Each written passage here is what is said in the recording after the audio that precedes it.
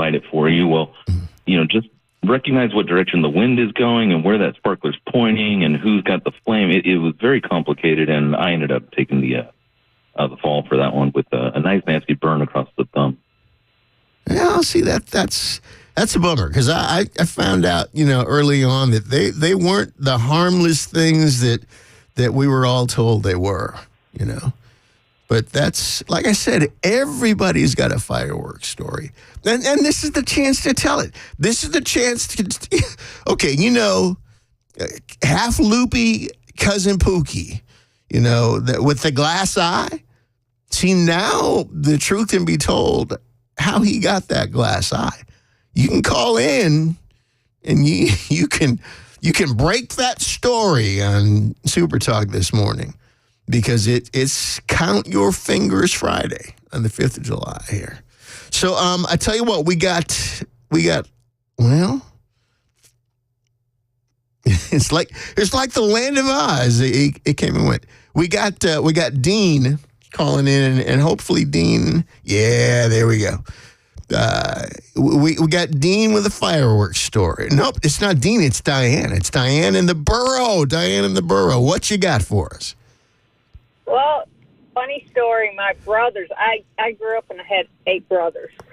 And they're all still alive? No, sir. 5 of them are deceased. Oh, my goodness. Well. One of them that is no longer with us, he was dared to hold a pack of fireworks, or firecrackers, in his hand while his friend lit them, and he had to keep them in his hand the whole time. See, that's what people would do. They would, like there's some sort of like brownie points that you get for holding them as long as you can. Well, no, because they'll blow your hand clean off.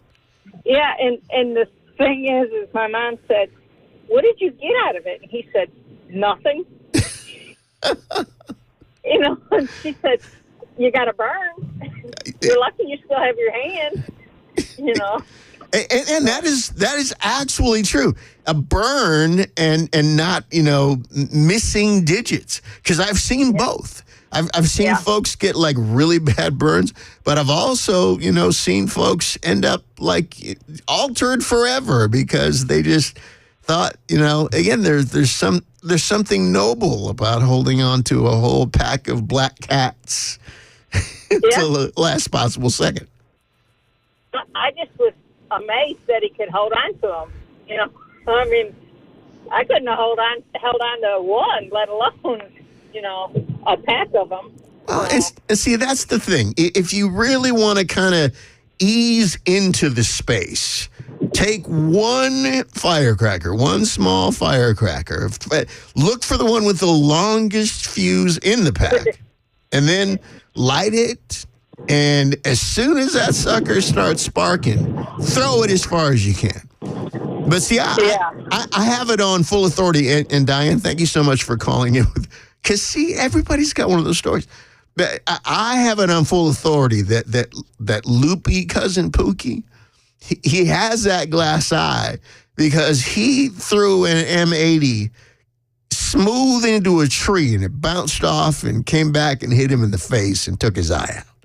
So, that's how that happened. But Ron in Manchester has a fireworks story. Let's hear what you got, Ron.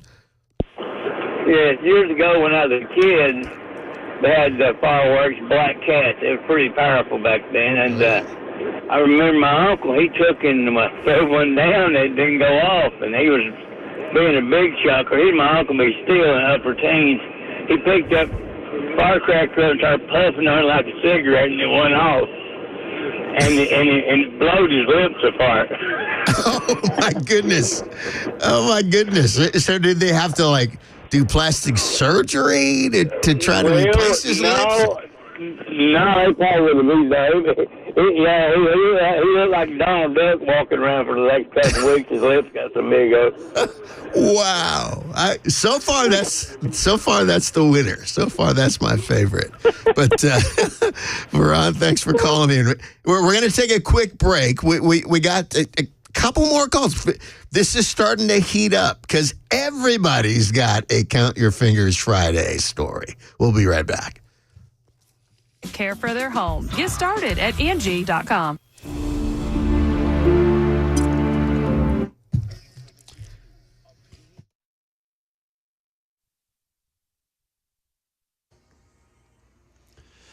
Good afternoon. It is 12:31. I'm Jay Harper with your top stories. Mostly cloudy in Music City, 83 degrees. A complete forecast coming up. Tonight, President Biden will sit down for an exclusive one-on-one interview with ABC's George Stephanopoulos as conversations continue to swirl around whether he should step aside from the 2024 presidential election.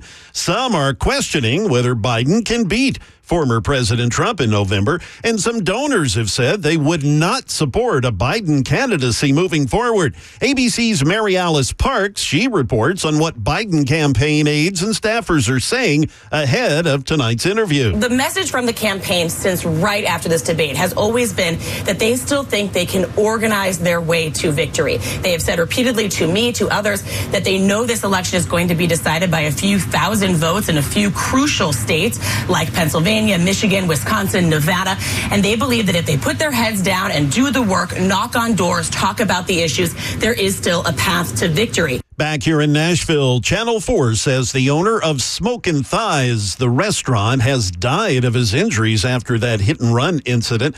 Police are still searching for the driver of the pickup truck who ran over 42-year-old Matthew Carney, who had been unconscious in the hospital since the incident. A cash reward of up to $10,000 being offered for information leading to the arrest and indictment of that driver. That is the latest news. Weather's next. I'm Jay Harper, WTN News.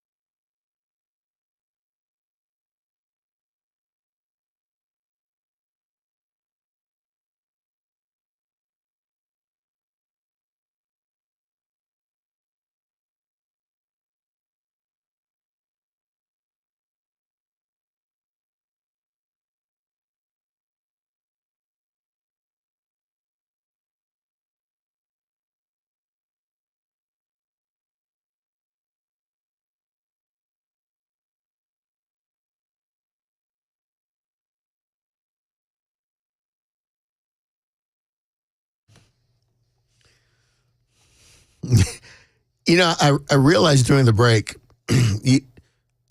it's really important to exercise restraint on Count Your Fingers Friday, because you could easily get sucked down the vortex of like puns and silliness. And I promise I'm not going to do any of that. I promise, you know, as much as this thing is catching fire, you know, I promise I'm not going to do that. So we got Calvin in Lebanon, who's been holding for a minute, talking about Count Your Fingers Friday. We got a fireworks story. Calvin, what do you got for us? Yeah, Dez, what's up, brother? Hey, I'm doing good. How about you? All right. Hey, I don't know if this is a count your fingers, but you can count your blessings. Well, because we thought we was going to lose our life this night, okay?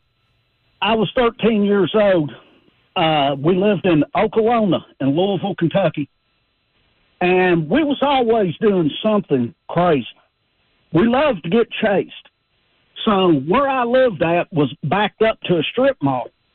We're out looking for mischief. And we thought, what can we do with these firecrackers, man? Let's do something. Well, we was going down the strip mall sidewalk. There was a Silver Dollar Lounge. It was full that night. Somebody decided it'd be real funny to hold the door open and throw in a lit pack of firecrackers. Let me tell you, you can clear a bar room real quick. Depending on the neighborhood you're in. Yeah, and so somebody seen us throw them in. Of course, you know, they got to be thinking gunfire, gunfire, gunfire. We had, of course, we need to have on our running shoes. And so we're running down. All these guys come out and they chase us. We don't know if they got guns or what they got. But that was just like the funnest thing. That was one of the, I always wanted to tell that story. And you know, only on Count Your Fingers Friday. But see, you're fortunate to be alive, because I know. they could have come out shooting until they were clicking, and that would have been that. Oh God, I know. Well, thank God back then they didn't. I don't think they had bouncers or nothing. We just held the door open, threw it in, and ran like crap, buddy. But we had some big old boys coming out. Well, Calvin, that's a great story. Thanks for calling in and sharing that one. Funny thing about, you know, looking for mischief, you will find it.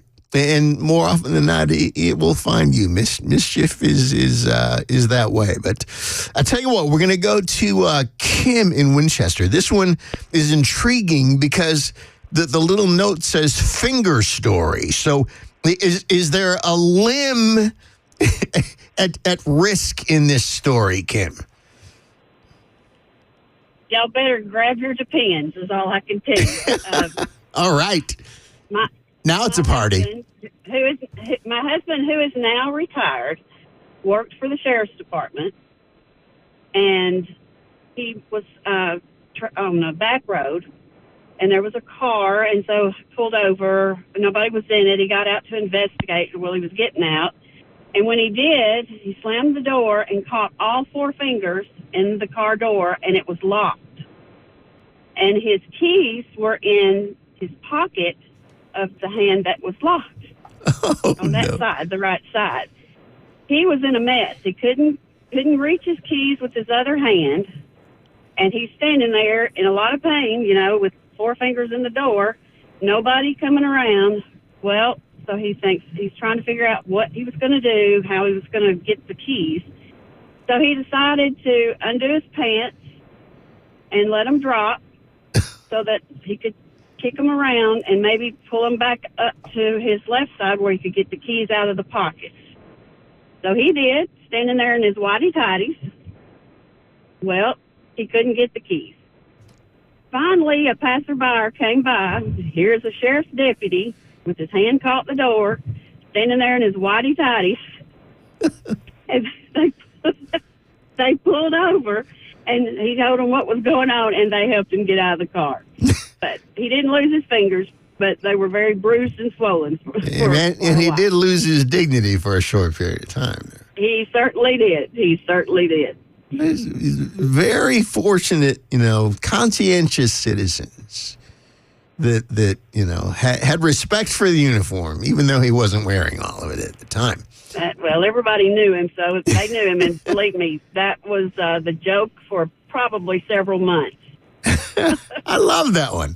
That one's so far. That one's in my top 3. I love that one because it's got this sort of I Love Lucy kind of spin to it. Where okay, I got a problem. I'm going to try to fix this problem by doing this, but wait, that just caused another problem, and that's. That's an interesting spin on Count Your Fingers Friday, but thanks for that one. So we got Jim in the borough with another fireworks story. And remember, people, it's Count Your Fingers Friday. We're calling in with our best, craziest, cringiest stories of stupid things that you did with fireworks, crazy things, dangerous things, funny things. That last story was a funny story. So, call in. All right, Jim, what do you got for us? Hey, this is something that happened when I was a teenager living in a state near Minneapolis where fireworks were illegal, pretty much. I grew up in the Twin Cities, and yes, they were. Yeah, there a lot of stuff was illegal up there. Anyway, we had a friend came from a state where it wasn't illegal to get that stuff, and he put all that stuff in a trunk and drove up to our home. And we were lighting them off on the 4th of July, just having a good old party. When the lady from across the street came over and said that we should stop shooting off those illegal fireworks. And then she said, well, my husband's the chief of police. He's about to call the cops on you. Wow. He didn't, but it was just, it's something I've remembered my whole life. I'm in my 60s now, and I was a teenager, and it was just something I've always remembered. It's funny, when you grow up in a place where, fireworks are illegal the way they were back then. I don't know if they are now. I think you can get them, pretty easily now. If nothing else, you can cross the state line, and in 8 minutes you can have a truck full. But I remember, people used to drive. I remember my uncle and my dad. We drove like 8 hours to like the middle of South Dakota one time to get fireworks. Wow. And now, we just drove over to the Kroger, and they had enough stuff to, we probably could have blown up Bin Laden if we could have found him again. I haven't been up there in 30 years, so I have no idea what they're doing anymore. Well, they're kind of blowing it up themselves now. So that's true. Last I saw, they were kind of blowing it up themselves. But at any rate, Jim, thanks for calling in. Appreciate the story. We got Anthony in the borough. A lot of fireworks stories in the borough here on Count Your Fingers Friday. Anthony, what do you got for us? Well, it actually happened in Missouri when me and we were on a family vacation, and this actually was more for my brothers and my cousins. And this was way back in the days when you would get Roman candles and the small bottle rockets, right? It was out on the farm, and they went out in the middle, and there was like a creek. Well, my cousins and brothers both went on one side, and me and my sister were too young, so we're just watching these guys. And then, they loaded up Roman candles, bottle rock. It was actually kind of cool. Well, my brother, one of my brothers, when he was running, he dropped his bag, right? And so he went out there, he called timeout for whatever reason, went out, he was down there by the water, and he's picking up his bag, and then all of a sudden my older brother just started barreling on him, telling out, get him, and then it was like 8 of them are just shooting on my brother. And he's starting to catch on fire. His hair is catching on fire, his shirt, pants, and then he jumps into the water. And you'd think it would be done, but no. They just thought it'd be even more funnier just to load it out into the water. So finally, they're actually out of fireworks. He gets out, and his hair is singeing. He's got holes all over his shirt and his pants. And, well, that's pretty much the story. And it's interesting, this, for me, it brings back to mind, even though I grew up in the city, I spent a lot of time, like, out in farm country. Because the thing about the Twin Cities in those days, especially if you grew up playing in rock bands like I did, is that, you could drive, like, 30, 40 minutes outside of town, and you were in farm country. And farm kids, they just had a whole other, like, mentality about, things that had to do with risk and explosions and whatever else. So I have tons of stories I could tell you, brother, but it was just, yeah, you're right. Being on the farm, you gotta create some activities. And when you're around a bunch of teenage guys, you could only imagine what kind of mischief and mayhem they can get into. Oh, yeah. No doubt. No doubt. Well, man, we appreciate it and enjoy your July 5th and have a good weekend. So we're going to take a break and, count your fingers Friday. We've got some momentum going now. And we're going to take a break. As I said, I mean, we're still we're going to be somewhat serious at some point today. Although I don't know if the stories keep rolling in, maybe we won't. But at any rate, Dez Dickerson with you today in for Matt Murphy on Super Talk 99.7 WTN. We will be right back.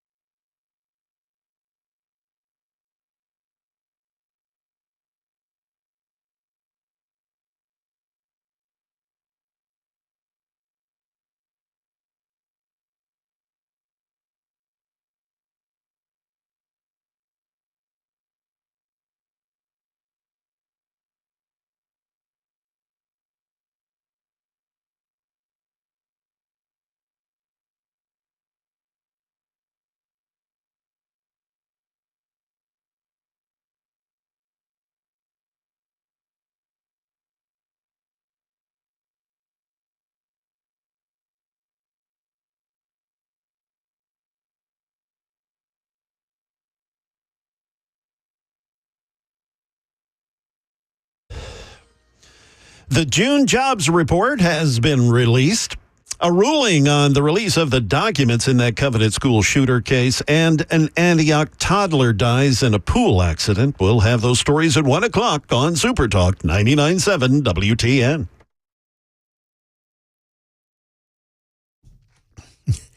Seven dust. That's what I'm talking about.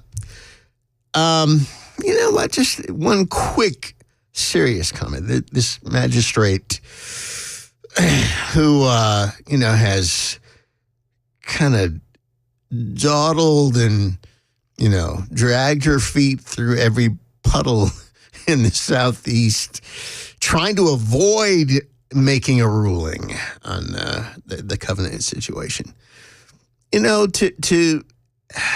On 4th of July weekend, on the 5th of July, on Count Your Fingers Friday, to make an announcement and release a ruling. That's just another nothing burger. Man, anyway. There are some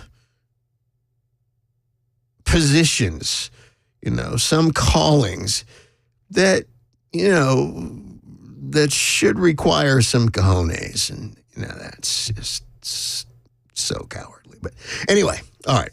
Back to the fun, back to the merriment, back to Count Your Fingers Friday. And we're gonna continue with Count Your Fingers Friday. After the break at the top of the hour, we may kind of pivot into something, quasi-serious for a segment. Like I said, we're gonna try to do both, because I don't want to be Donnie Downer on everybody's long weekend, because folks, you do the due diligence to try to, arrange strategically to maximize your time off. You know what I mean? So you can really kind of, clear the buffer and not just, barbecue some burgers and some ribs and whatever, but also just kind of, hit the reset, so that when you do have to go back to work, and don't, listen to me, take my advice. Don't start dreading it like 3 days before you got to go back. Just enjoy it right up to the last moment. But, it's okay, clear thinking people. It's okay, those of us who are the hope of the modern world. It's okay for us to take a break, take a deep breath, enjoy life, tell a joke or two, and because the crap will be there when we get back. It'll be okay. All right, so here's what we're gonna do. I'm gonna give it a few more minutes. I've got a story of my own. I don't have to wait for somebody else to call in. I've got a story of my own. When I was a young man, actually, this was probably about the age my youngest son is right now, and he's probably listening. So, Cannon, don't you dare! Don't even think about it, boy. But there was I grew up in a neighborhood where everybody, there were like, I don't know, 5-6 households with kids of about the same age, and they were all boys. So the testosterone and the borderline psychosis was like off the charts. So my next door neighbors, my neighbors next door, the Forsyth family, and Bill Forsyth and I are still kind of in touch on Facebook, mute here and there, but their dad had just built. This was back in the days, everybody had the 60s, Rambler kind of thing, and everybody built detached garages. Then people started building like attached garages and build the breezeway. It was a whole thing. But Mr. Forsyth had just built a detached garage. Now, their house was white stucco. So in order for the garage to match the house, he had just finished the garage and they had just sprayed the stucco. Now, for those of you who don't know what stucco is, Google it or something. But it was a thing. And it was a thing, even in the 90s, they tried to bring it back. So stucco was this kind of textured plaster kind of a thing. And you know, it was not smooth. You could not hose it down to clean it up. You know what I mean? So we had a bucket of salamanders that collectively we had caught. There were about 7 or 8 of us. Bucket of salamanders. And we pooled our fireworks because we had considerable fireworks resources, you know, between the army of tweener young men on our block and whatever. So one of us, and I know it wasn't me because this is borderline like sociopathic, and I know it wasn't me. I was crazy, but I wasn't that crazy. So somebody came up with the idea of, hey, we could take these firecrackers. We could stuff them in the salamanders' mouths and light them and then let them go. And yeah, I'm just saying, back then, you know, this was like in the 60s or whatever, young men did weird stuff. All these accusations of toxic masculinity had not yet emerged. And so we actually did do some pretty toxic stuff back then. So anyway, we just went to town and started putting the firecrackers in the salamanders' mouths. And once we kind of got into it, we were paying no attention to the aftermath, to the consequences. Because it was like this fascination of, wow. Well, see if you can put 2 firecrackers. You know what I mean? It became this like physics experiment. It just got real twisted. So here's what ended up happening, though. As we got to the 15, 20-minute mark, somebody noticed, wait a minute, there's a lot of salamander entrails on this side of the garage. And I'll finish that story later. But that right there, that's a count your fingers Friday tale for you right there. Dez Dickerson, 99.7 WTN. We're going to take a break, and we'll be back with more mayhem in a bit. See ya.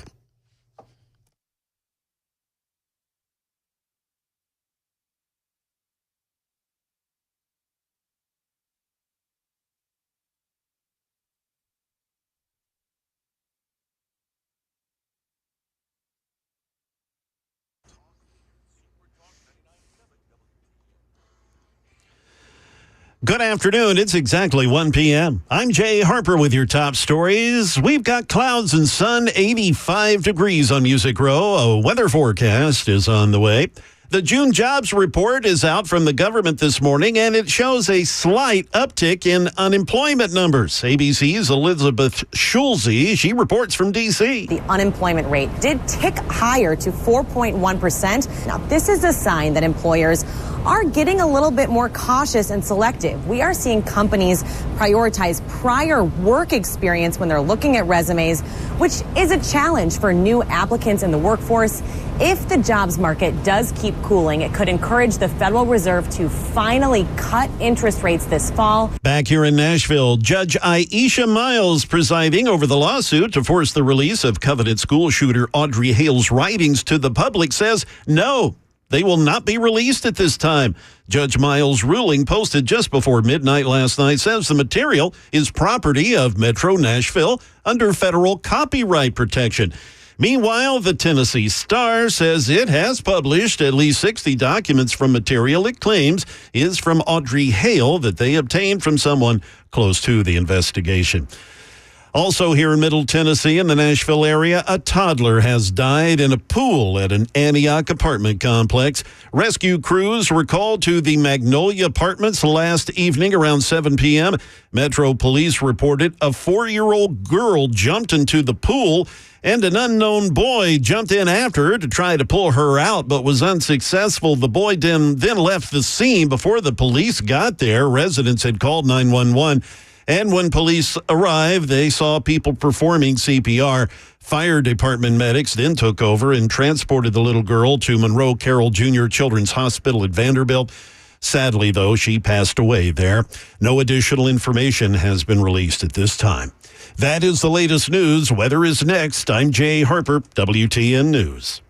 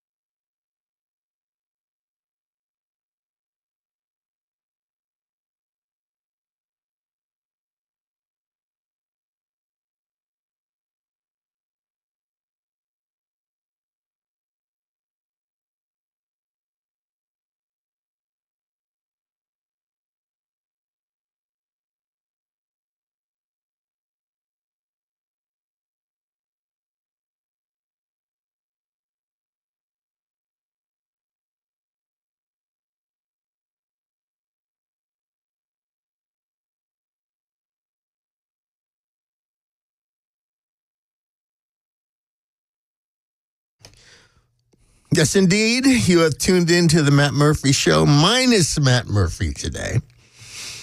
Dez Dickerson in for Matt. And, I stepped out in the hallway during the break, and my wife said, that story's kind of grisly, babe. But, I was sharing one of the personal stories from my youth and my childhood. And it's relevant to Count Your Fingers Friday here on the day after the 4th of July. But it actually, something seriously occurred to me that, I was the tail end of the generation that literally fought the Vietnam War. So it was a different mentality. I mean, it was just a different mentality. And so things that now, because we're just kind of squeamish and thin-skinned, and people look at things differently now. Stuff that boys just did back then. Because I mean, some of these guys were about to get shipped off, and they're about to be blowing people up for real. So anyway, it's a bit hardcore for 21st century sensibilities, but at any rate, so somebody wanted to know how their story kind of resolved. So what ends up happening is Mr. Forsyth, the dude that had just built this garage, right, came out, and he had this like amazing, like he had this low key, like lose his mind kind of thing that he could do, where he could tell, man, is he pissed? But he wouldn't, hey, there were some dads in our neighborhood that, you wanted to dial 911 if they got mad, because it was not going to be good. But he just kind of came out, and, smoke came out of his ears for a while, and he went back in the house, and he came back outside, and he said, boys, you're going to clean all this up. And so, we spent the next several days, didn't have a pressure washer. We just had to use, good old garden hose. And you know how you put your thumb over one half of it to try and increase the pressure? But we had to get every bit of the salamander entrails off the garage. And that's the resolve of that story. We learned something of the law of choice and consequence that day. And that lesson has stuck with me. I'm kind to salamanders now. So here's what we're going to do. We got Jamie with another fireworks story here on Count Your Fingers Friday. Jamie, what you got for us? Mr. Dez, how are you? I'm doing well. My story involves rednecks, beer, and a cow field. Well, it's got to end well. And unfortunately, it happened to me. Oh, no. We were at my buddy's, about 20 of us. 10, 11 o'clock at night, we had a Roman candle bottle rocket fight. A couple minutes into it, I call timeout. I got to go pee, right?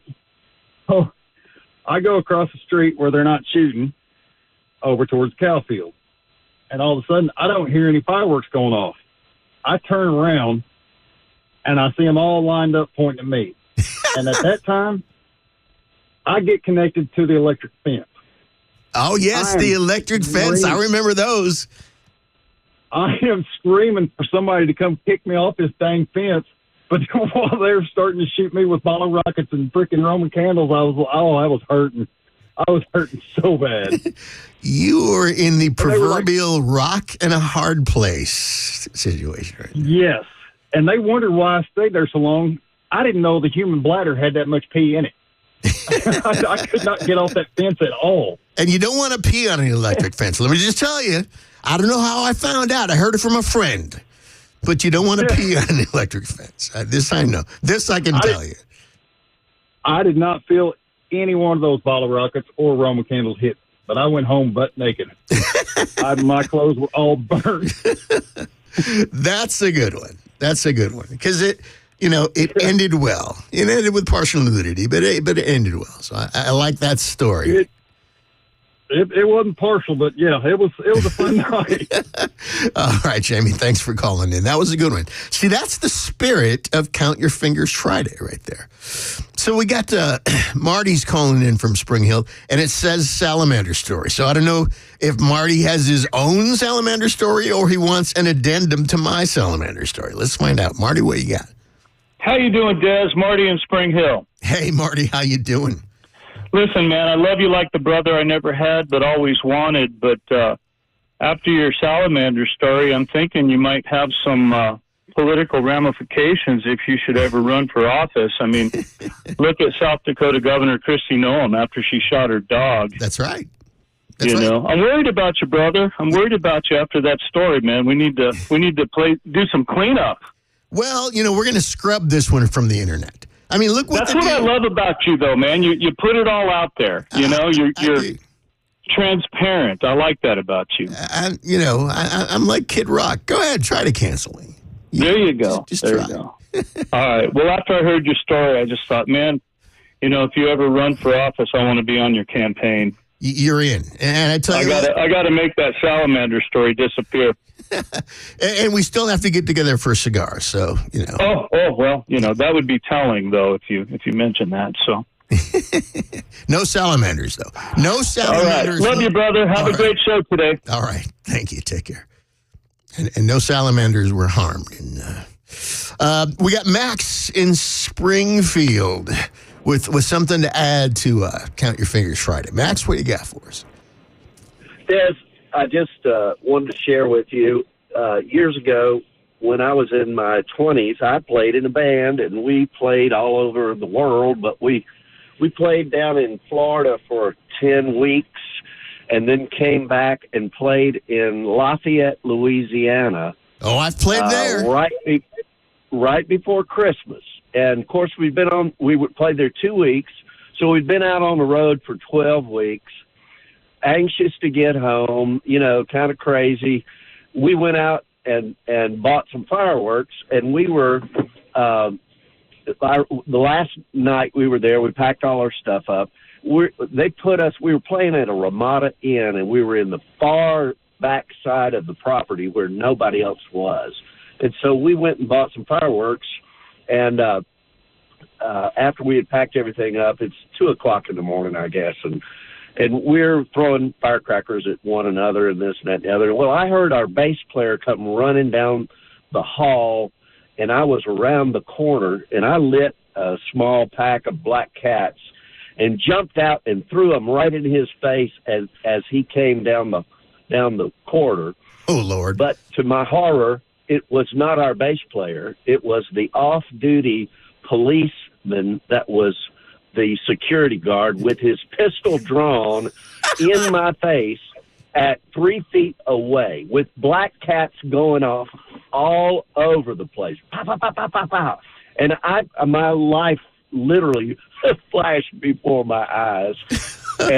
But he had been in the lounge, and he recognized me, and he didn't shoot me. And I said, "Oh, my goodness, thank you for not killing me." And he said, "Man, it scared me almost as bad as it did you, but I don't think he had to change his pants." You literally dodged a bullet that night. And I think exactly right. I went on to become a lawyer and a judge and a prosecutor.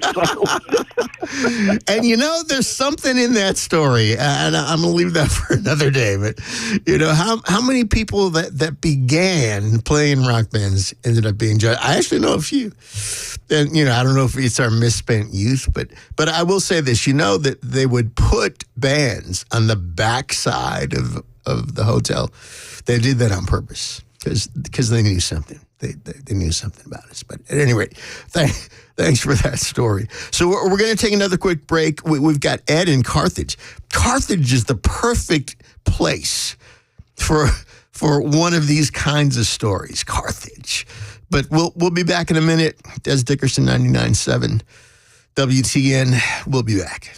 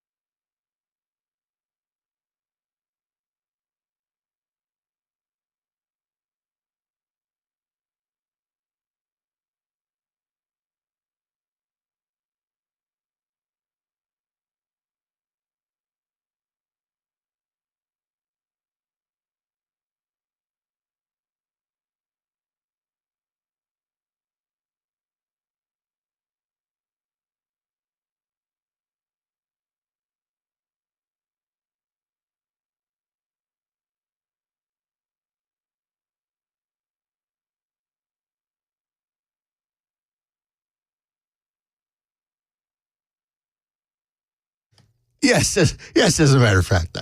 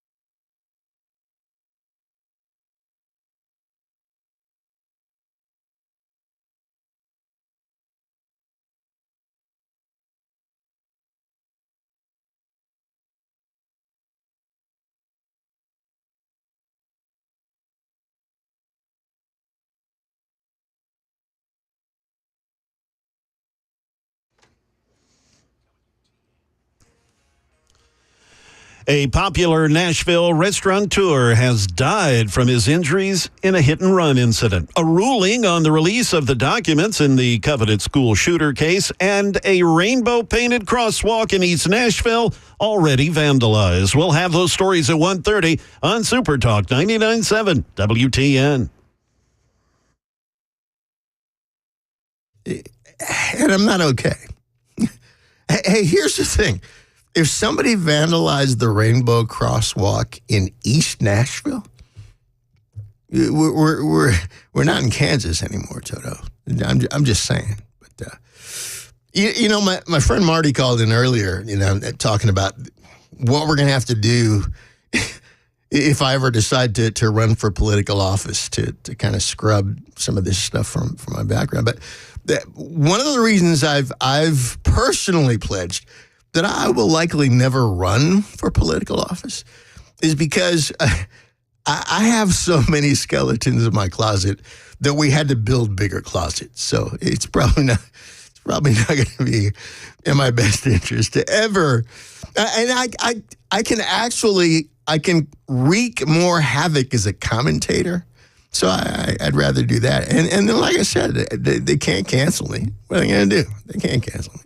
But at any rate, we got Steve in Nashville to add to today's Count Your Fingers Friday festivities. Steve, what do you got for us? Hey, can you hear me? I sure can. Okay, cool. Okay, so I don't know if anybody lost their fingers during this event, but it was either 73 or 74. Anyway, it was a Ted Nugent concert at the Municipal Auditorium, and the opening acts were Foreigner and Boston. And I think Foreigner and Boston were both brand new on the scene. So everybody was there for Ted Nugent. But I've never seen so many fireworks in one place in my life. And they were literally shooting Roman candles and bottle rockets at Boston while they were up on stage. And it was just crazy. And I can remember between one of the sets, some guy walking across the floor in Municipal, and somebody lobbed a cherry bomb or an M80 at him. It blew up right at his feet, and he just kind of looked around like, oh, is that the best you got? But anyway, before Nugent came out, they came out on stage and made this big announcement that there would be no fireworks. One firecracker goes off, Nugent's walking off the stage. And I guess people were there really to see Nugent because that was the end of the fireworks. But I've never seen anything like this in my life. That's wild. I played that venue way back. I mean, before, we had an arena here and whatever, and we played municipal. So it used to be the only game in town. Yeah, exactly. Mean, that was it. Yeah. But here's the other thing. Back then, you would stay on the end of town by municipal, and there was nothing over there. So, we came to town, didn't know much about the town, really. And it was like, what godforsaken place are we in? Who were you with? I probably saw you. I don't want to I played there with Prince a number of times. And then years later, I left the band, toured with Billy Idol on the Rebel Yell tour, and I believe we played municipal on that tour. Yeah, it was great fun. I mean, I highly recommend, actually, and do it before you get a driver's license. Then you have to hire road crew that can drive, because you can't. But then you're not tempted to drive, so it was a good thing. But at any rate, that's a great. Then they're very lucky that Ted wasn't packing, because that might have been a whole other thing. My ears are still ringing from that show, and that's been like 50 years ago or something. So. Well, my ears are still ringing from all the shows I played. But at any rate, Steve, thanks for calling in and adding to our folklore here today. We got Jimmy in Shelbyville. Oh, we just lost Jimmy just that quick. Got cold feet. I guess he decided, maybe I don't want people to know about what I did with those M80s back when I was a junior in high school. But at any rate, so I'm gonna pivot after the break. We're in a few minutes here. We're gonna take our break at the bottom of the hour, and I'm gonna pivot, and we're gonna spend a few minutes on something semi-serious, and do something a little bit more in keeping with what we normally do when I'm on the air. But in the meantime, I think we got one more call holding. I'm just waiting to see. Yeah, there we go. We got Jimmy. Oh, okay, he called back. We lost him. I think the NSA got in and cut us off. But we got Jimmy in Shelbyville. Jimmy, what do you got for us? I just wanted to say that old fella that you were talking to sound like he's about my age. I just posted on Facebook my 1957 prom pic. It sounds like he and I are about the same age. Awesome. I wasn't old enough for actually, I went in the service in 1958, and I got out in 1961. So I missed the Vietnam War, but I was stationed over there in Cambodia on the Ho Chi Minh Trail. Wow. We were, I was in the MPs, the CID MPs, and we were there to stop them from smuggling firearms into Vietnam. Wow. So we were about the same age and as that caller that you had a while ago. That's cool. See, I'm much older than I sound. So I was old enough that they had, remember they had the draft lottery, and they assigned everyone a number. And when I was in 9th grade, my number was 8. So I was about to be gone, but they actually, fortunately, and I think was it Richard Nixon? But they abolished that lottery like days before I was going to have to go, stand in my underwear and get weighed. See, I was very fortunate. I couldn't get a job when I got out of high school in 57, so I just went ahead and joined the Army. And my mother worked for the Memphis Police Department, so I went to MP school after I got out of basic. But I joined, and Elvis was drafted, And at the same time, we both went to boot camp together at Fort Chaffee, Arkansas, Fort Smith.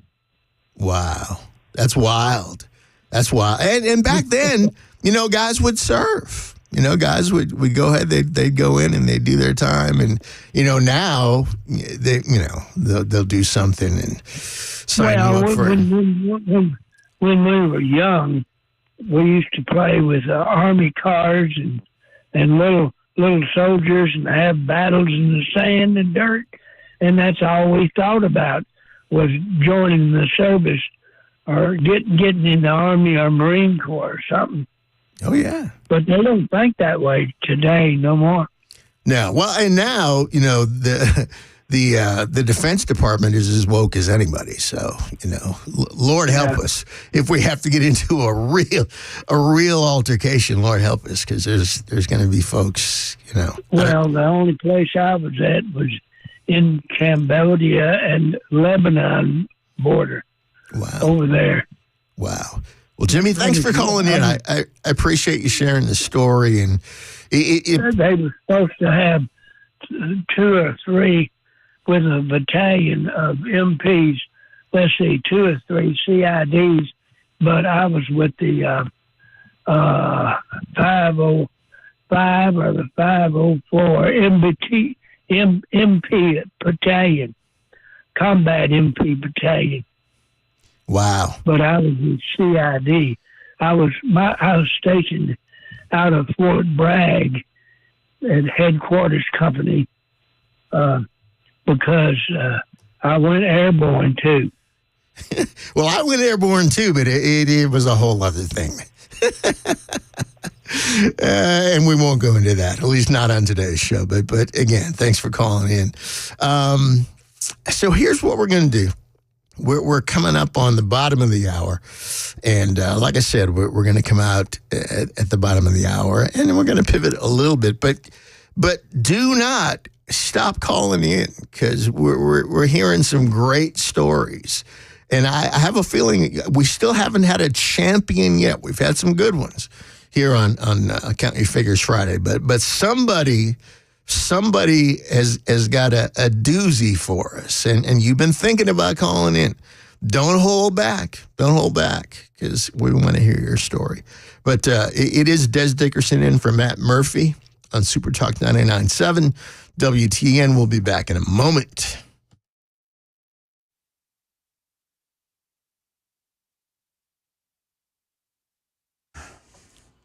Good afternoon. It is 1:30. I'm Jay Harper with your top stories. We've got plenty of sunshine now. We're at 86 degrees. A full forecast is on the way.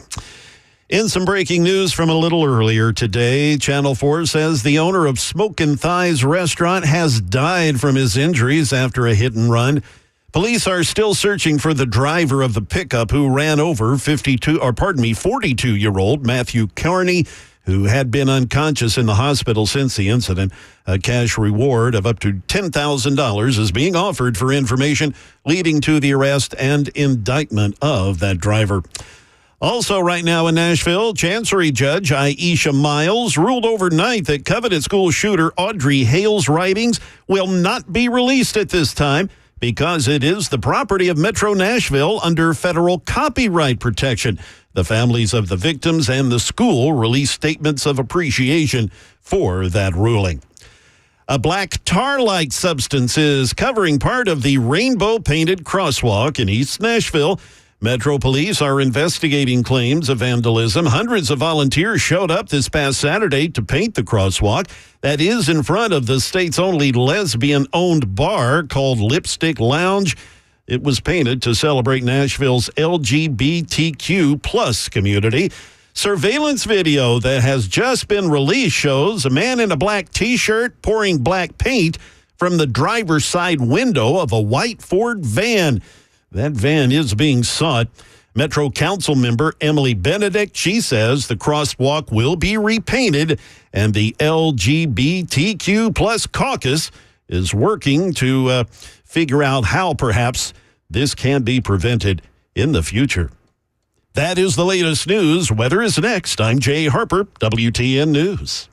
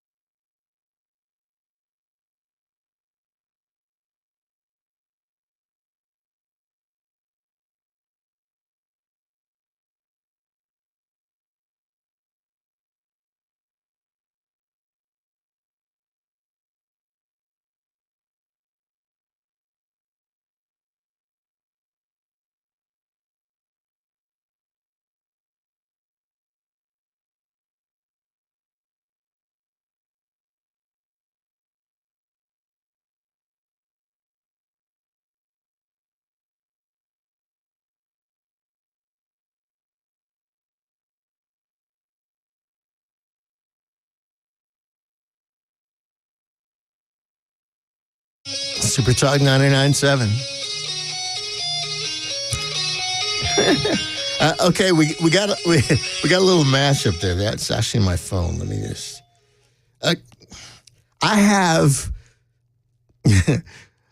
like that classic like Slash guitar info or intro as my ringtone, because if I'm in a crowded place or a loud place and my phone rings, I can always tell it's my phone. You know, it's just, yes, that is my phone ringing. He was here the other day. Was he really? Yeah, he came in to do an interview with Steve Gorman for his show. Oh, Steve. Yeah. Is Steve back? I thought Steve was in Minneapolis. I don't think so. I think he still lives here. That's wild. Yes, Steve, I called in a while back, years ago, when he was doing his show here. And great guy. It's always great to have conversations with other surviving rock and roll people and proving that we can talk about things other than rock and roll. Mostly. But at any rate, part of my job, I believe, is to say stuff that people are thinking, but sometimes, like afraid to say out loud or whatever. But I don't know about anybody else, but I'm trying to wrap my heart and my mind around. Okay, dude dumped a black tar-like substance on the Rainbow Crosswalk, and they've already got a description. So why the guy that killed somebody in a hit and run, why is the only thing we have is that he was driving a pickup truck? Him and 98% of the people in Middle Tennessee are driving pickup trucks. I'm just saying. Now, I'm sure I'm not the only one thinking that. How in the world? But at any rate, I digress. So normally, when I'm on at the beginning of the show, I kind of stripe the field a little bit with some reality that kind of frames why I'm here and what it is that I'm out to do in doing this show. Lest we forget, we are no longer in the era of red versus blue or right versus left, conservative versus liberal.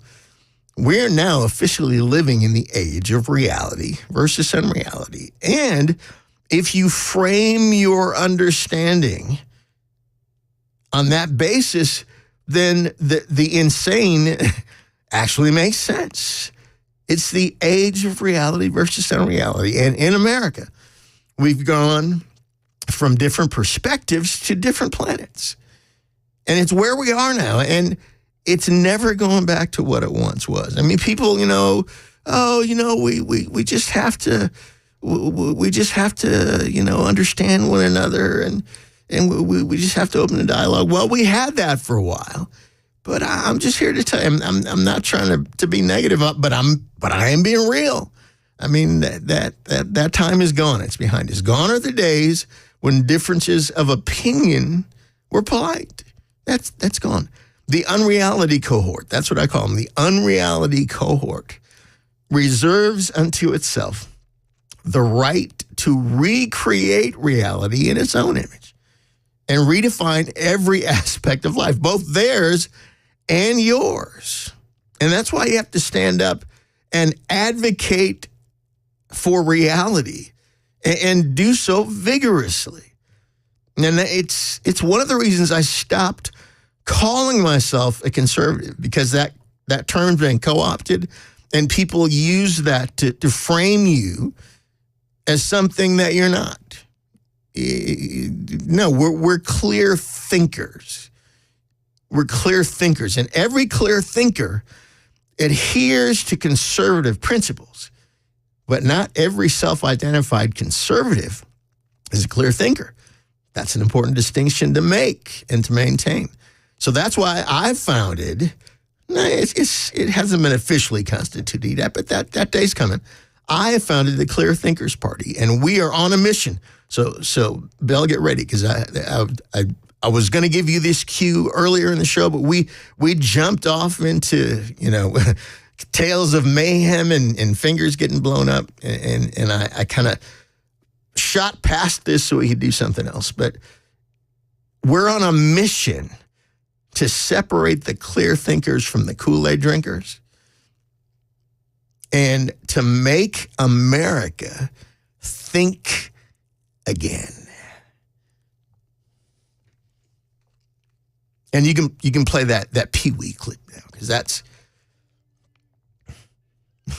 there we go.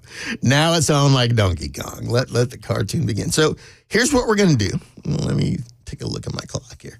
We're gonna take a break, and then I'm gonna come back and I'm gonna share a story that actually a friend of mine sent me earlier this morning. He knew I was going to be on today, and we are going to get back to Count Your Fingers Friday because we're having too much fun. So keep calling in. I know we got Mike on hold. Keep calling in and stay with us, because we're gonna pivot back to those stories too. But we're gonna talk a little bit about some of the stuff that everybody's talking about. And I try to avoid talking about what everybody's talking about, but at least we can try to spin it differently. And we're gonna do that after we take a break.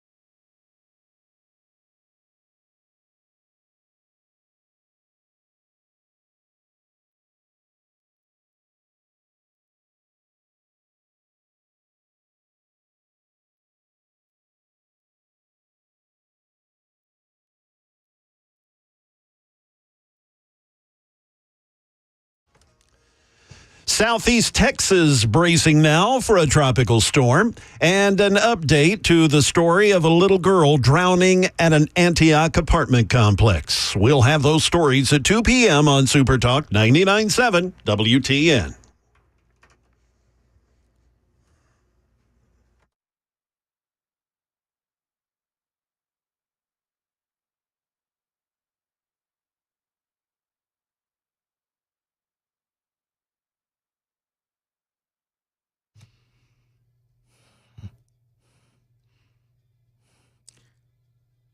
Oh, yeah. Turn up a little bit. Yeah. The original Fleetwood Mac. This was the real Fleetwood Mac when they had 3 guitar players, and they called themselves the Fleetwood Mac Blues Band. That's what I'm talking about. That riff right there, that's what I'm talking about. Squishy Triggers. I love that band. I always wondered what happened to them. I'm sorry, I digress. So, again, Mike, hang on. We're going to hold you over to the top of the hour, and we're going to get to you and get back to some other Count Your Fingers Friday tales of daring do and fireworks foolishness. But first, though, I want to see, at this point, only the staunchest of unreality warriors and terminal Trump derangement syndrome patients still believe that Biden has actually been in charge since the debate debacle. Only people who are deeply entrenched in unreality still believe that. A friend of mine sent me an article this morning before I came on the air. I'm gonna share from it. Here's the headline: longtime Biden friends say president didn't remember their names in social settings. Okay, but he's been in charge this whole time. So, a New York Magazine article published Thursday described multiple instances indicating President Biden's decline has been treated like a, quote, dark family secret for many elite supporters, such as him not remembering the names of longtime family friends.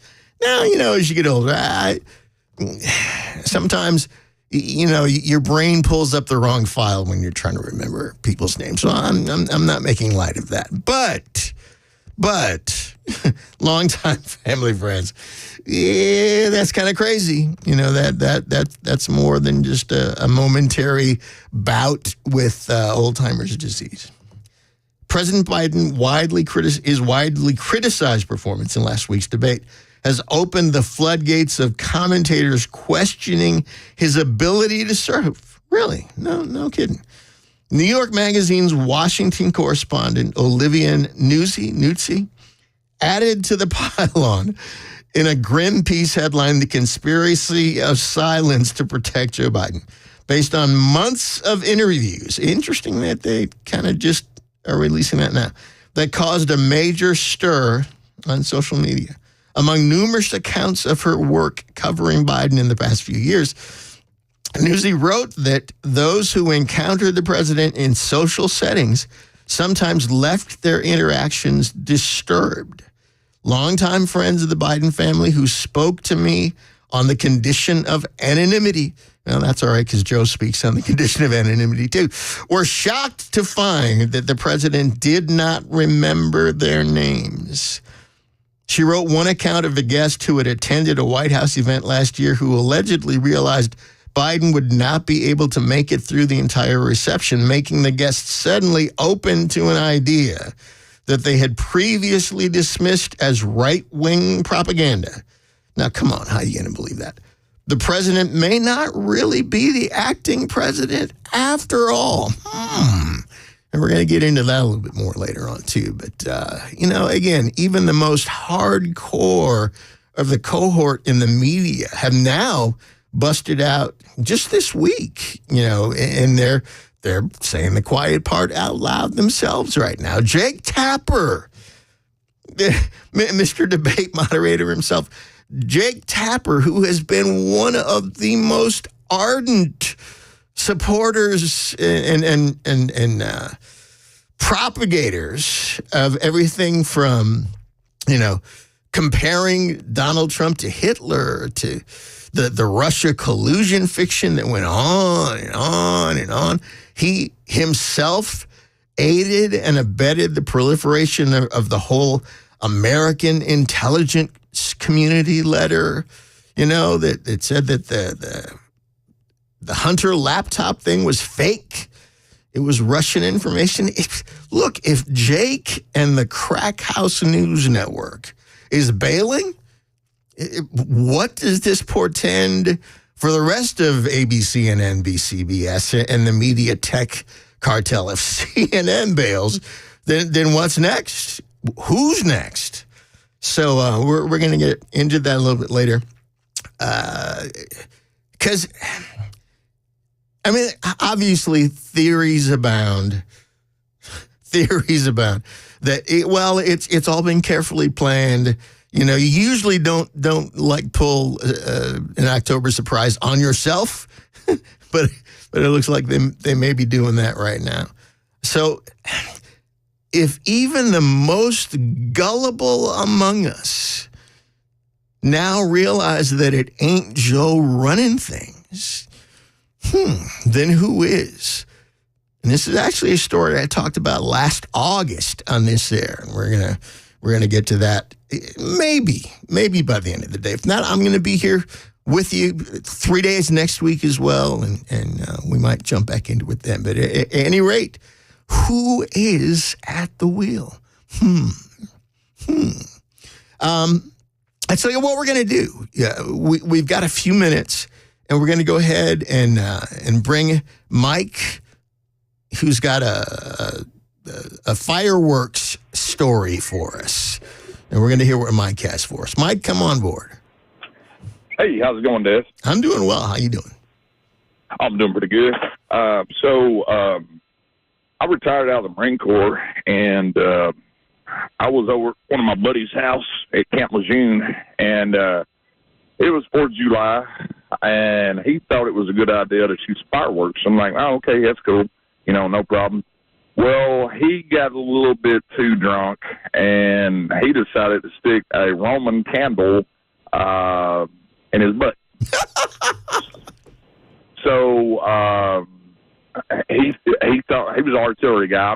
I'm aviation. I flew helicopters in the Marine Corps, but he was like, "Okay, watch this," and I'm like, "Okay," a bunch of drunk Marines, and when he lit it, it went up his back, and we had to take him to the hospital because he had 3rd-degree burns on his back. Oh, Lord. I wonder if he was able to get like a Bronze Star or something for that.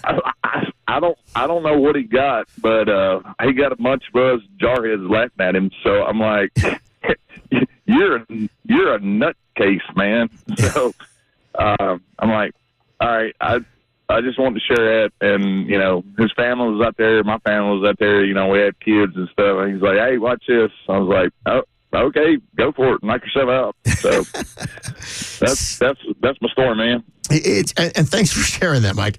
Again, proof that alcohol and fireworks do not go together. They'll warn us about drinking and driving, but they don't warn you about drinking and Roman candles in your butt. I'm just saying, I think we're missing an opportunity here. I think we're missing an opportunity, a public service opportunity. PSA just writes itself. It really does. And now I can't unsee that. That's the problem at this point. But on that note, on that cheery note, it's Dez Dickerson with you, in for Matt Murphy on Super Talk 99.7. WTN. We're going to go ahead and take our break at the top of the hour. When we come back, we're still taking calls, so don't back off yet. Somebody has a gem out there.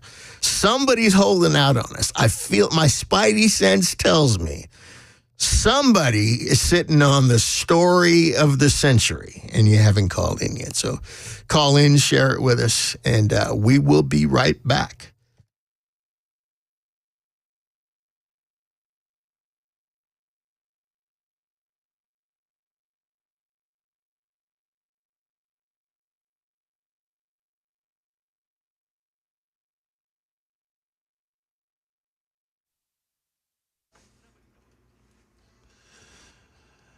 Good afternoon. We're just a minute shy of 2 p.m. I'm Jay Harper with your top stories. Mostly sunny now, 88 degrees. A full forecast is upcoming. Well, get ready. That's what officials in Texas are telling residents as forecasters expect Tropical Storm Beryl to move northward this weekend back into the Gulf of Mexico. This afternoon, Beryl has lost some steam after hitting Mexico's Yucatan Peninsula, downgrading to a tropical storm. Still got 70-mile-an-hour winds and is quite dangerous.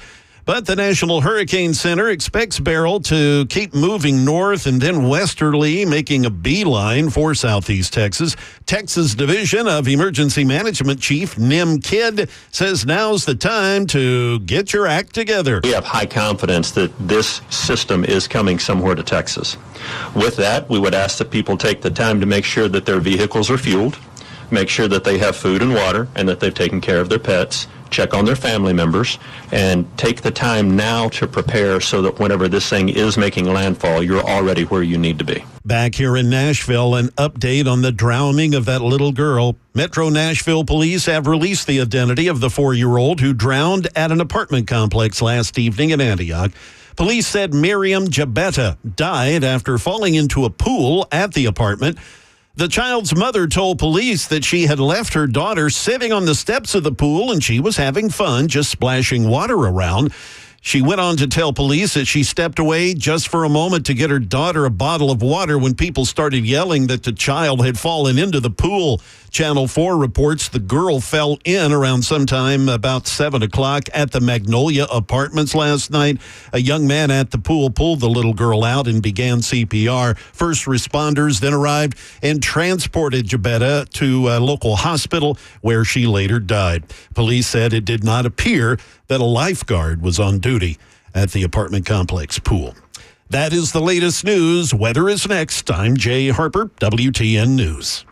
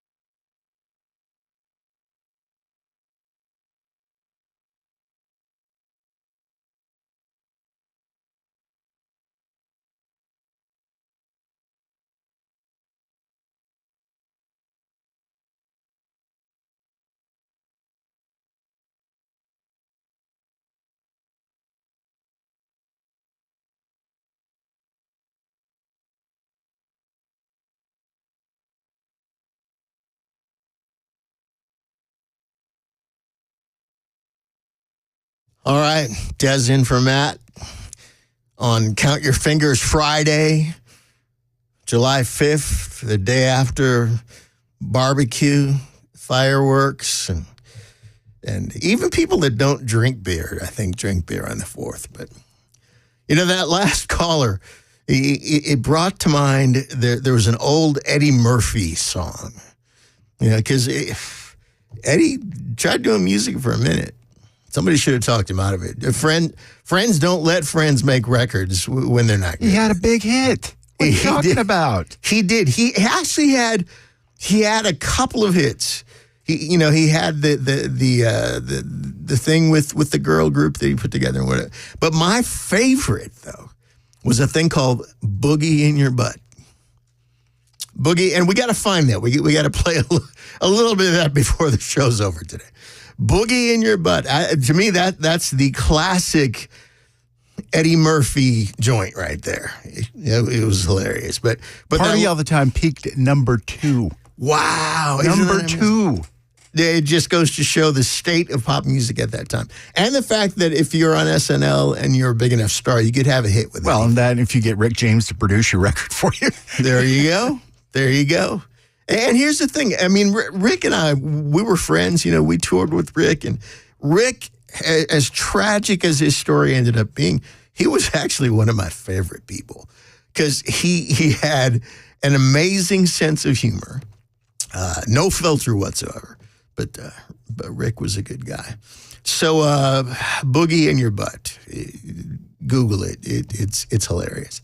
So as we were saying, and we're going to get back to some calls here in a bit, but you know what? No clear thinker ever bought the idea that Joe Biden was running the nation.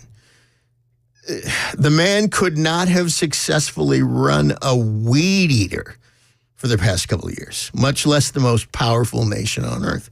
Yet, there was a lot invested for a long time in getting us to believe that were the case. But here's the bottom line. If it has not been Joe Biden, then who's been actually running things? Who is it that's actually been running things? And as I teased earlier, it's a story that I actually did on this station last summer in August. And, Obama never left the building. He never left the building. The man who made a career and is now building a legacy as we speak by saying the quiet part out loud before everybody else was. He told us exactly what he wanted to do. In fact, Bill, we're going to play that Obama cut here in a second. But I've been saying it for years. He said it himself out loud on Colbert in 2015. Let's play that cut.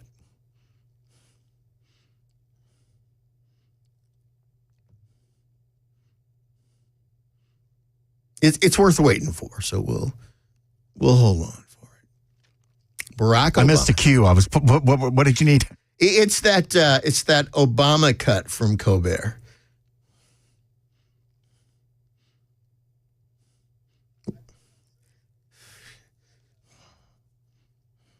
No problem.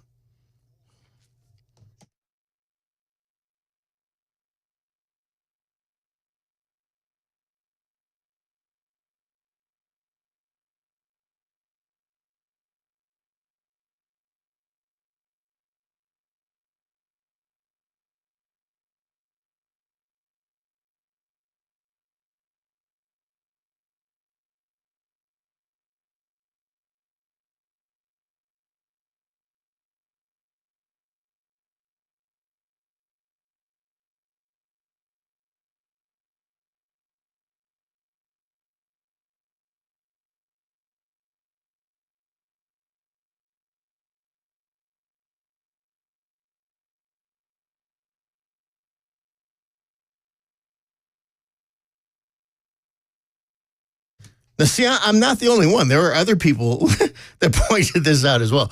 But he said it out loud in 2015 that he wanted a third term where he could be the man behind the curtain. Well, guess what has been happening? Joe Biden has not been doing this. It's been the third term of Barack Obama. And I believe, just as he said to Colbert, that it was his actual plan, and that plan has been in operation since Biden took office. And it was straight up Wizard of Oz, pay no attention to that man behind the curtain stuff. If we should know anything about Barack Obama in retrospect, it's that he always telegraphed his throws, from fundamentally changing America to this clip we just heard. He's like the quarterback that stares down his receiver before he throws a pass. So forget the Manchurian Candidate. Obama may have been the opening act for this zombie apocalypse that we've been experiencing. But don't think for a minute that he ever left the building, because he didn't. People talk about, that the Obamas, their Martha's Vineyard home gets all this attention. And they've kind of stayed under the radar with a much more significant property. The Obamas own an 8,200 square foot residence not Chicago, not LA, not in the Hamptons, in D.C. They own an 8,200 square foot residence where they have lived in D.C. And yes, they did what presidents historically never do. In fact, most presidents get as far from D.C. as they possibly can when their time in office is through. But these folks bought a house in the Kalorama neighborhood in D.C., less than a 10-minute drive from the White House. Secret Service can have them there in 5 minutes, and they do. Only in America could you come into public office as a community organizer and leave the Oval Office a mega millionaire. Estimates are that their net worth is well beyond $100 million, and actually be running the country. It's an open secret that the entire Biden staff had daily meetings at Obama's house. So, and I think what I'm going to do is I'm going to pivot back to this story next week, Monday, Tuesday. I'm going to pivot back because there was a story written by a gentleman named David Samuels on Obama in a publication called Tablet in 2023 that was the literal I told you so on this whole thing. Now, and Samuels, he's not, some right-wing conspirator. He's a well-respected man on the left, written about civil rights and all sorts of things, but he did an unauthorized Obama biography of sorts that, the left really kind of buried. They didn't want this story told. At least they didn't want it told too early.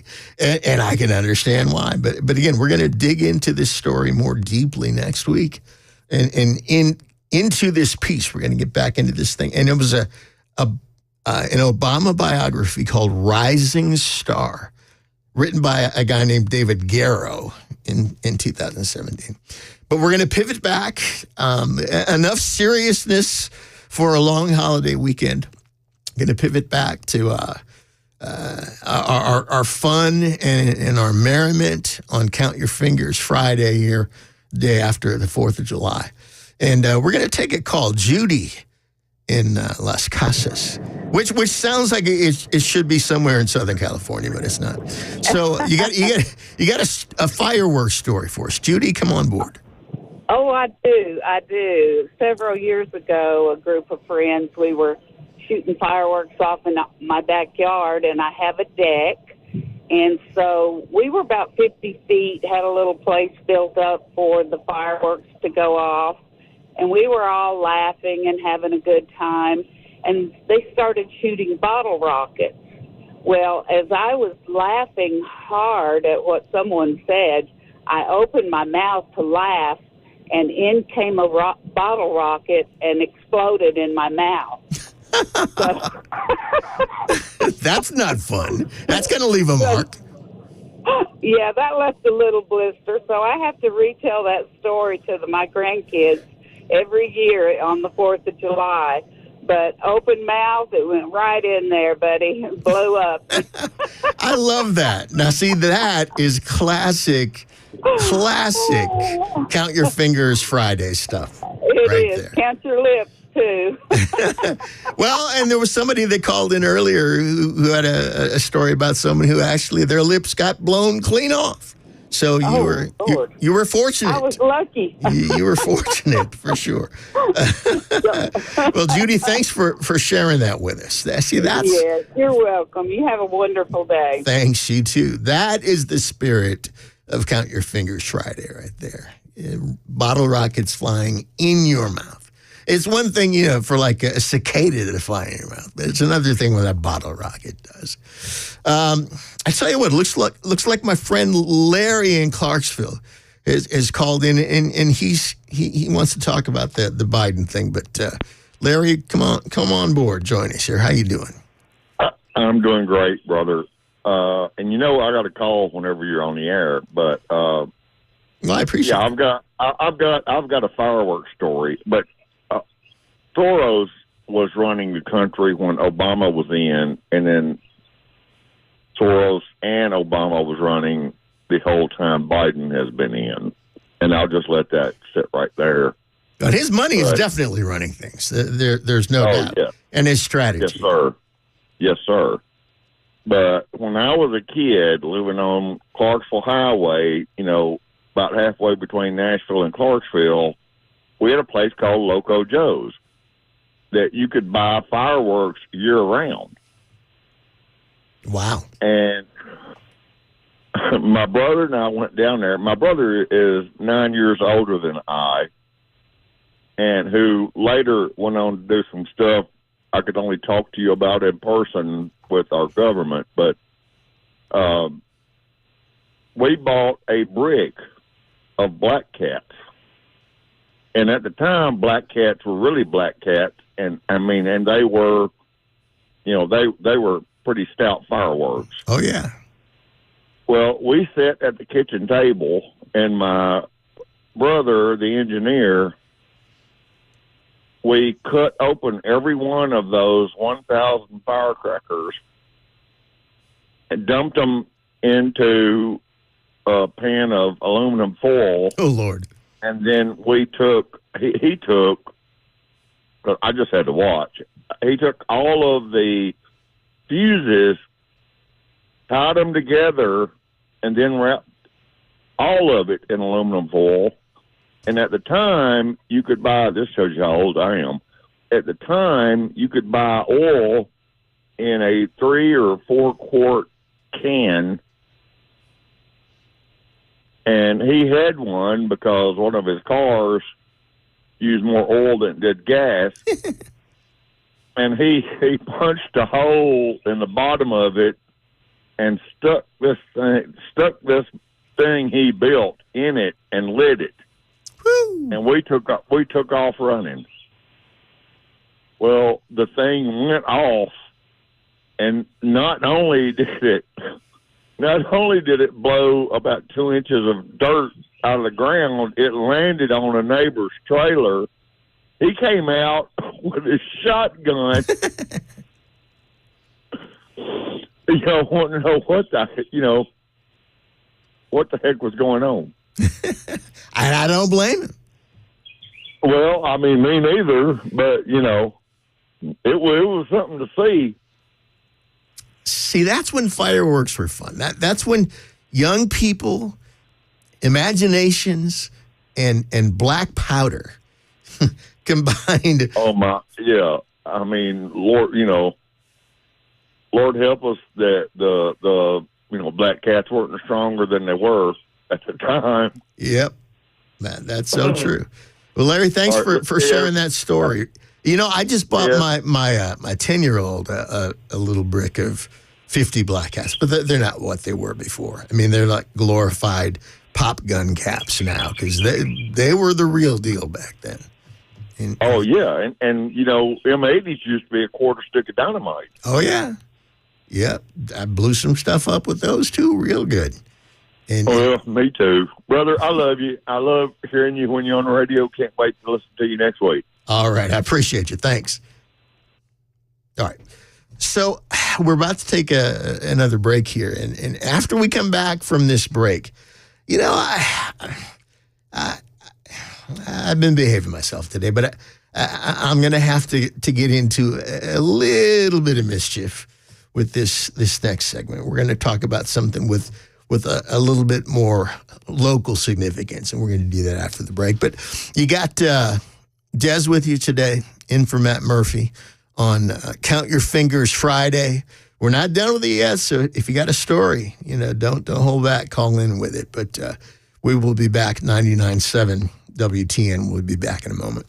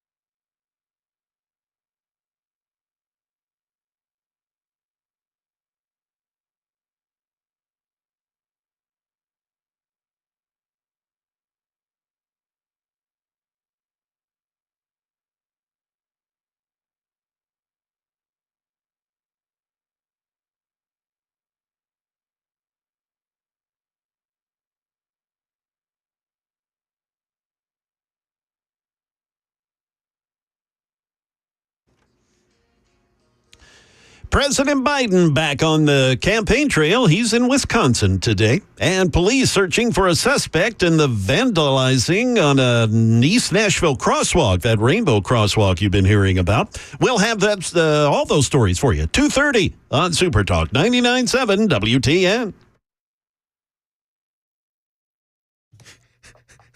There we go. Yeah, turn that up. That's what I'm talking about.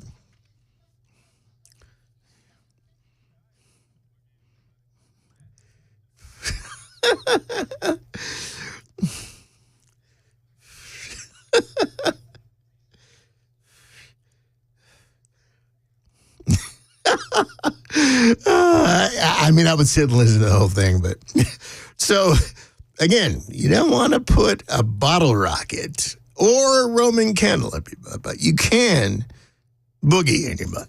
That's what Eddie said anyway. So,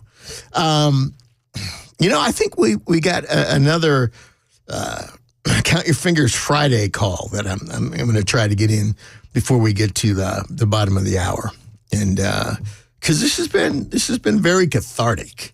I don't know about anybody else, but I feel much better about myself and the stuff that we did when I was a kid. Because clearly we all came out all right with a minimum of permanent marks on our permanent record or whatever they did back then.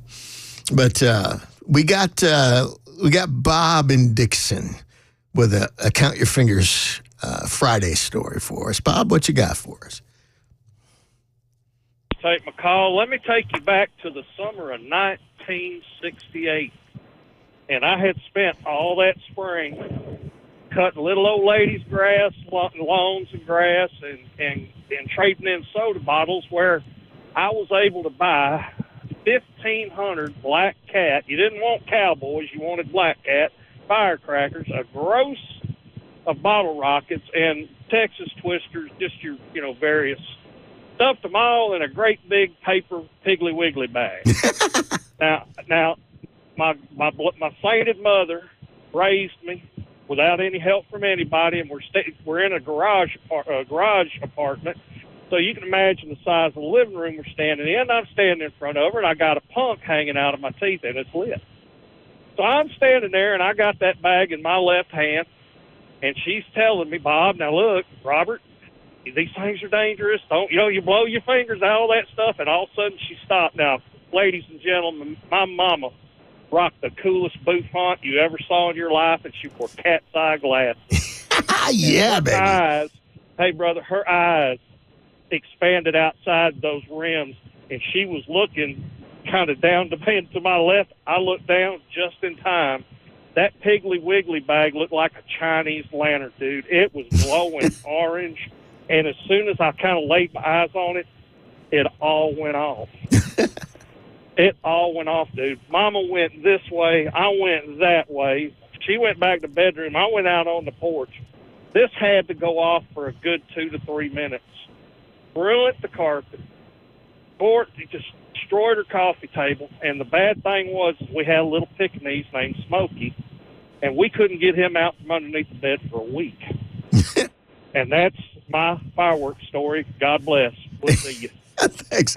And the name was apropos at that point because he was avoiding going up in smoke. But here's the thing. Today, you buy that stuff today, it'll land you on like a terror watch list somewhere. Couldn't get away with that today. But I'll tell you what we're going to do. We're going to try to fit in one more call. It's got to be quick. So Ron in Manchester, tell us what you got. Real quick. Yes, years ago, the adults used to stand around in a circle and hold hands, and they had old dogs they would put in a circle and light a Roman candle and tie it to his tail. When he shoot, it wouldn't hurt the dog. But if the dog was facing you, you wouldn't get shot. So everybody in the circle were trying to call the dog, and he was confused, running around, and it was shooting, and the people were jumping up trying to keep him hitting. Of course, it was hitting them in their legs and waist or whatever, but we used to watch that and laugh so hard it hurt her so much. See, that's when the 4th of July was fun. I never did this, but I knew of someone who did. And I have a feeling they probably ended up in a federal penitentiary serving a very long stretch. But he tied something to a cat's tail. I don't remember if it was, but the whole idea was to wait till dark. And they tied this thing to this cat's tail and lit this sucker and then, watched him run. You can't do that. That's cruel. But yeah, now this is it. When they would shoot, it wouldn't shoot the dog; it would shoot the people. And that's much more humane. At the end of the day, people, they'll get over it. I heard that you're going to come on the radio station. I appreciate it. We appreciate you calling in. Thanks, Ron. All right, well, we're going to take our break here at the bottom of the hour, heading toward into the clubhouse turn, and we're going to wrap up. Like I said, I got to do a little bit of meddling before the day is over. So we'll be back after this break, and I got a little something for you. Dez Dickerson on 99.7 WTN, in from Matt Murphy. We'll be right back.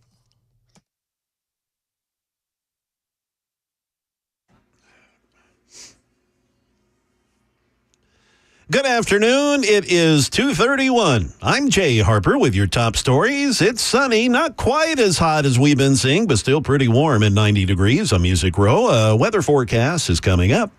President Biden in the key battleground state of Wisconsin today for a rally before he sits down with ABC's George Stephanopoulos tonight for his first TV interview after that disastrous debate. Despite some calls for the president to drop out, the Biden campaign insisting and trying to assure voters that the president, he's fit to run and he's staying in. ABC's Selena Wang, she's traveling with the president. And it's, of course, not just voters here in this critical battleground state that matter. It is also donors and allies. I've been speaking to them. Many of them are waiting on the sidelines, seeing if they should join the chorus of folks who are publicly calling for the president to step aside. Right now, you have 3 Democratic lawmakers who are publicly doing so. More could join in, depending on how this weekend goes. This is really a make or break it moment for the president. Back here in Nashville, the Metro Nashville Police Department asking for help identifying the person responsible for vandalizing a rainbow crosswalk last week, which was an effort to celebrate Pride Month. Police say the vandalism took place at the crosswalk that's located at South 14th Street and Woodland Streets. Surveillance video shows the driver of a white Ford van pour black paint all over the crosswalk while he was driving, poured it out the driver's side window. The driver described as a white male wearing a black T-shirt. Anybody with information is asked to call police. That is the latest news. Weather's next. I'm Jay Harper, WTN News.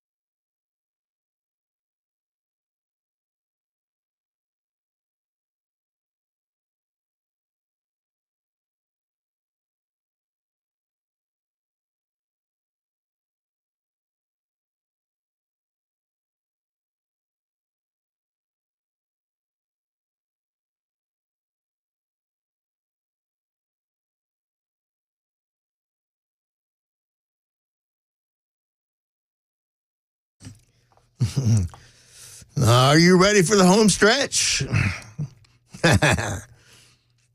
I want to thank Bell for Bell and the good folks at Zen. That's as much as I'll say. Forget me through today. I was listening to Joe Rogan and Tucker Carlson a couple months back on a podcast, and they mentioned a particular product that is popular among podcasters and talk show hosts. Legally sold at gas stations or whatever, but it definitely helps you get through the day. Let me just say that. So, okay. I want to quickly reference something. If you've heard me on this show before, you know that I'm a Vandy guy. Yeah, I make no apologies for it. It can be very trying, especially if you're a Vandy football fan. My oldest son and I were season ticket holders for years. He's a Vandy grad, and we had some golden years, with James Franklin, and there was some good stuff. But, traditionally, though, for many years, it's been baseball that's been the shining star in the Vandy Athletics crown, rather. And so I got to reference something it's either... If you're like me and you're a Vandy guy, it's an oh heck no, possibly qualifying as the abomination of desolation. I don't know. But hell appears to have temporarily frozen over. Because for those of us who bleed black and gold, NCAA baseball is for us what, football is for Crimson Tide fans, I suppose for years, folks that were Kentucky basketball fans, kind of the same thing. But there's been a significant disturbance in the force. But I'm telling you right now, the Empire will strike back, because something has happened that just a couple of years ago would have been considered unfathomable. UT won a natty in baseball. UT won a natty in baseball. And I got to say, please don't take offense, orange people, but you would think it was they won the Redneck World Cup or something. Now, personally, here's my theory. Is that a thing? It is now. I just made it up. I guarantee you. Clay Travis is going to use this one. I guarantee it before the week's over. Personally, I think it was a purposeful choice on the part of the UT athletic department and their administration to target baseball, because they know that we have owned it all these years. That Corbs was, destined for like a statue and a street named after him. So, again, as a former Commodore football season ticket holder, understand that I've seen every SEC fan base firsthand when they would come in and sell out our home stadium for their away games. Because, if you're a Vandy football fan, that's the way that works. And, some of the SEC fan bases were just very nice people, and they would behave themselves. I mean, for example, the folks from South Carolina come to mind. Just nice people. The people from South Kakalaka, just very good. And they'd share their refreshments with you, whatever. And even Bama, just very nice. They kind of treated us like we were special needs kids, but the Bama fans were always very nice. Oh, and by the way, my wife and I, our middle son has special needs, so I can say that, just like supposedly black people can use the N-word and it's okay. I can talk about special needs, but the worst and the most obnoxious fans by far in all those years of suffering through other people treating our stadium like it was their home game. The two worst by far were Ole Miss and UT. And you know, UT by a good stretch more than Ole Miss. Now, I mean, you know, my opinions on the execution of U.S. citizens changed on the basis of my exposure to these two fan bases. Now, I understand. And there's stuff that I can't get into. I'm privy to some inside information as to why, you know, a certain wealthy Nashville family will not put money into the football program. And especially and specifically, here we are in the age of the portal where, you know, you gotta pony up. And Haslam's understand this. You got to pony up. So, you know, are there things that could and should be done? Yeah, but it's not going to happen until, you know, some Vandy grad ends up being a tech billionaire and decides to spend some money. It's just, you know, it's not going to happen, and we're just going to have to keep suffering through. But I can say this. I do believe this. There is one category in which UT will never be challenged by us or anybody else. And it's this: the highest percentage of student athletes incarcerated in the NCAA. I've seen that one over the years. And if you're an honest UT fan, you got to admit that that's true. And, you know, I understand. You want to get the best players, and they're not often, you know, choir boys. So that's one area where UT's in no danger of being challenged by us. Now, another category where I know that Vandy Nation will always dominate UT, other than possibly golf, you know, because, you know, we're pretty good on the golf side. But one area where we'll dominate, I believe we'll continue to dominate, is in student-athlete GPA and graduation rate. Yeah, I said it. I get mad if you want, but I said it. Well, the Vols will continue to dominate us in the number of former scholarship football players who go on to work at the car wash. And I told you I was just going to try to mess with you a little bit. And you know, you got to hand it to them. The athletic department and the administration clearly have just said, okay, you know what? Basketball, baseball, we're just going to do what we got to do. We're going to spend the money. We're going to do what we got to, and I get that. But see, I think there's a conspiracy on the part of the administration to address the academic disparity next. And I think Peyton Manning is behind it. That's right, I said it. I think Peyton is behind it. And I think, I don't have empirical data or proof yet, but I'm working on it. I think he plans on larding up like the women's badminton team or something with a bunch of Ringer Road scholars so he can skew the GPA too. And we're going to see. But that's just, you know, like I said, we've had a fun day, but I had to get that in there. And there's a couple calls along these lines I'm going to get in before we get to the top of the hour. We got Bobby in Nashville. And his headline says, UT or crybabies. I got to get Bobby on. Bobby, come on board.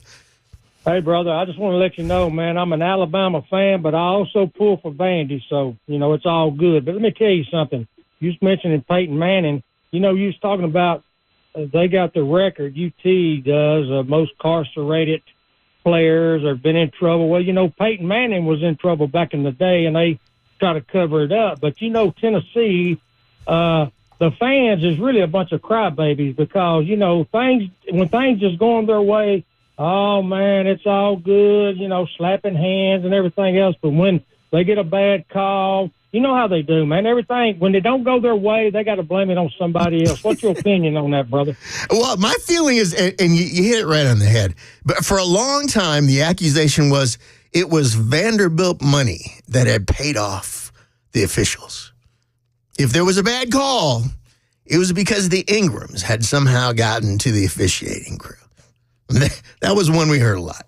And at the end of the day, I can't quibble with anything you're saying, because it was that way for a long time.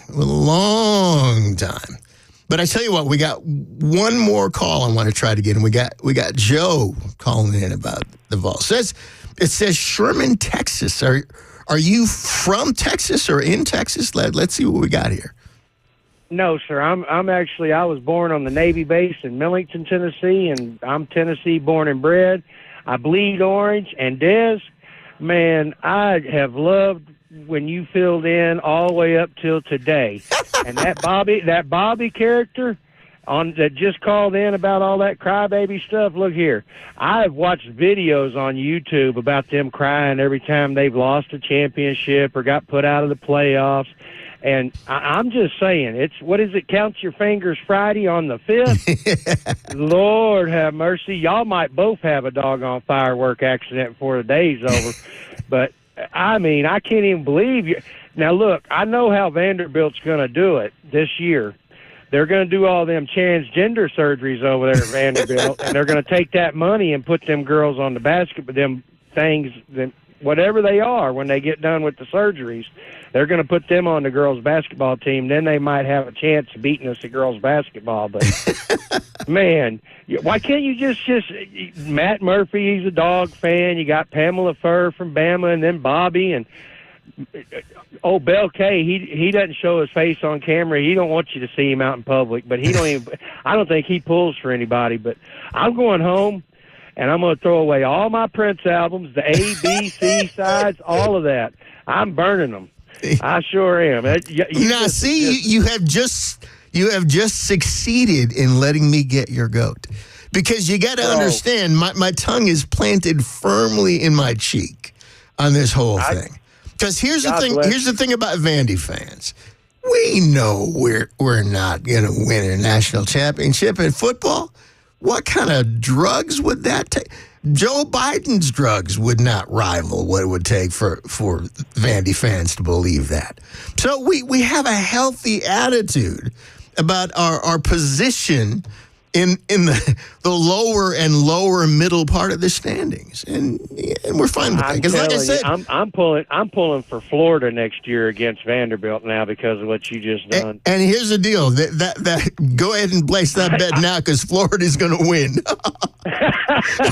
I love you, brother, and you guys do a great job. I just wanted to call and give you some of that razz back. No, I appreciate it. I appreciate it. That's what it's all about. Because it sounds like, just going a step further with what Bobby was saying, it sounds like both of y'all are crying that Alabama and Vanderbilt didn't get close to what Tennessee did in the national championship. And, man, they had to pull it out, too, at the end. Now, my hat's off to Tennessee. First of all, that's all you had to say. That's what just... No. And I'm saying it now because, like I said, I just had to poke a stick a little bit. Because here's the deal. UT, they managed to get the bats lined up. I mean, that murderer's row that they had this year was something else. And Vandy had their chance. You blew a 5-run lead, dog. You don't deserve to win when you do stuff like that. So it's going to be interesting to see what happens. But keep an eye out, because I'm telling you, Peyton's going to load up the badminton team. He's going to get some Rhodes Scholars, and they're going to go to Oxford, and they're going to get themselves, and it's going to happen. I'll be pulling for them if they bring donkey basketball to Tennessee. I'm telling you, let the circus come on in. Doot doot doot doot doot doot doot. Anyway. All right, man. Well, I appreciate the good-natured sense of humor, and all of it was in good fun. God bless you. You have a great weekend. All right, you do. All right, so here you go. we've covered it all. We've covered it all from the Count Your Fingers Friday. You know, we got a little, you know, Joe Biden fun in there, and we managed to stir up a little, you know, UT and Vanderbilt fun, but it's all in good fun. And like I said, I'm going to be back in with you next week.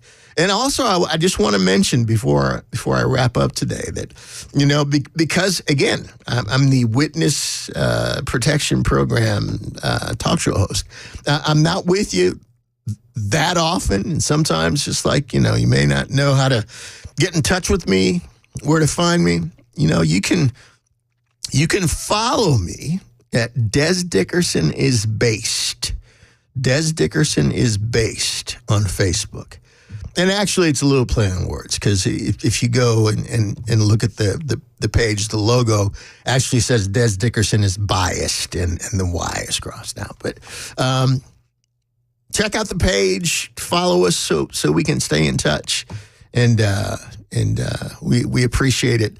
But we will be back with you on Monday, and you know, like I said, we're going to dig a little deeper into this Obama story and who's actually been running things over the course of the last several years, and some other things. We got some good stuff. I'm going to get back sometime next week. I'm going to get back on Disney's case, because, you know, we got some work to do, and Disney, they are quadrupling down.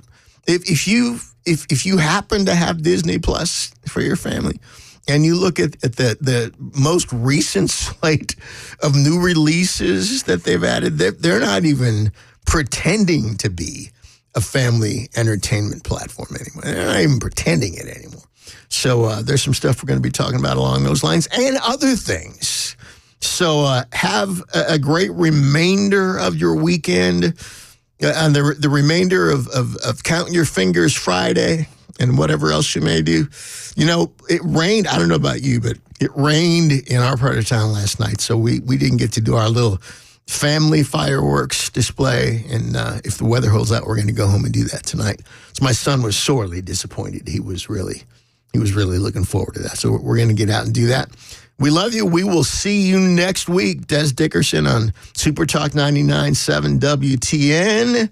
I'm gonna sign off a little bit early, you know, so I can try to get out there and get ahead of this lack of traffic that we have on this Count Your Fingers Friday. And I want to encourage everybody, enjoy your long weekend. Enjoy, you know, time with your family. Enjoy time in the sweltering heat if you're into that kind of thing. And, you know, we'll see you next week. Have a good one.